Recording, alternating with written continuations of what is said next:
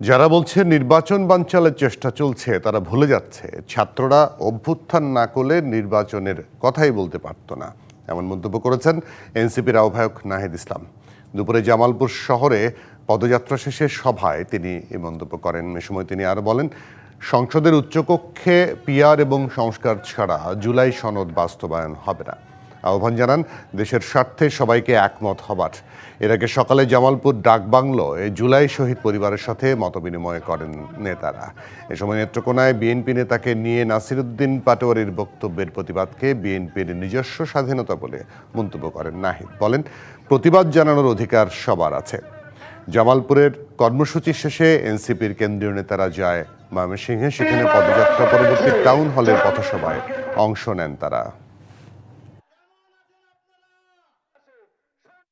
আমাদের জাতীয় সংসদটাকে দুই ভাগে ভাগ করতে হবে, ভোটের অনুপাতে উচ্চকক্ষ নির্ধারণ করতে হবে।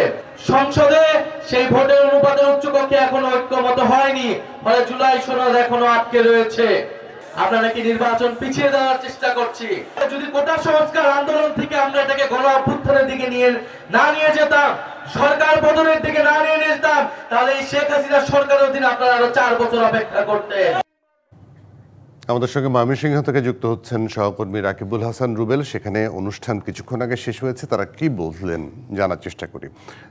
যতটুকু জানলাম কিছুক্ষণ আগে অনুষ্ঠান শেষ হলো। রুবেল, একটু জানাবেন কি বললেন এখানকার সমাবেশে? প্রায় একটু আগেই শেষ হয়েছে। তারা প্রথমে পদযাত্রা করেছে। পদযাত্রা করে তারা কিন্তু ময়মনসিংহের টাউন হল যে মাঠটি রয়েছে এই মাঠটিতে তারা বক্তব্য রেখেছেন এনসিপির কেন্দ্রীয় নেতৃবৃন্দ।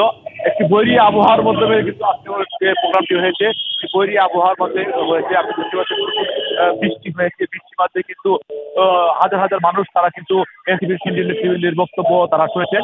এনসিপি নেতারা যেটি বলেছেন, তারা বরাবরই বলছেন যে তারা বৈষম্যহীন, চাঁদাবাদ মুক্ত, সন্ত্রাস মুক্ত একটি বাংলাদেশ তারা করতে চাচ্ছেন। এই বক্তব্য তারা রেখেছেন। তাছাড়াও এখানে বক্তব্য রয়েছেন নাহিদ ইসলাম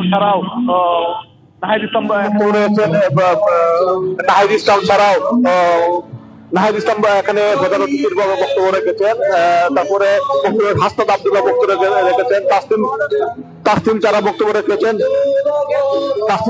রেখেছেন তারা বলেছেন যে আগামী দিনে বাংলাদেশ একটি বৈষম্যহীন বাংলাদেশ হিসেবে তারা দেখতে চান। এই বাংলাদেশে একটি চাঁদাবাদের ঠাঁই তারা দেখতে চান না। তারা আজকে জিনিসটি বলেছেন যে ময়মনসিংহ বিভাগটি রয়েছে, বিভাগটি কি অনুন্নত বিভাগ, এই বিভাগের কাঙ্ক্ষিত উন্নয়ন হয়নি।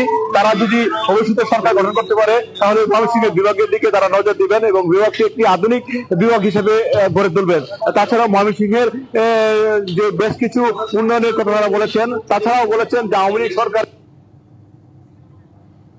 নদীতে বসে তারা আওয়ামী লীগ সরকার ময়মনসিংহের ব্রহ্মপুত্র নদীটি রয়েছে, এই নদীটিকে তারা আওয়ামী লীগ সরকার হত্যা করেছেন। এরকম অনেক বক্তব্য তারা বলেছেন। তারা বলেছেন যে ময়মনসিংহের যে কাঙ্ক্ষিত উন্নয়ন, এই উন্নয়ন কিন্তু তারা দেখতে পায়নি এই গত 17 বছরে। তারা যদি ক্ষমতা দিতে পারে তাহলে ময়মনসিংহকে একটি আধুনিক নগরী হিসেবে তারা গড়ে তুলবেন।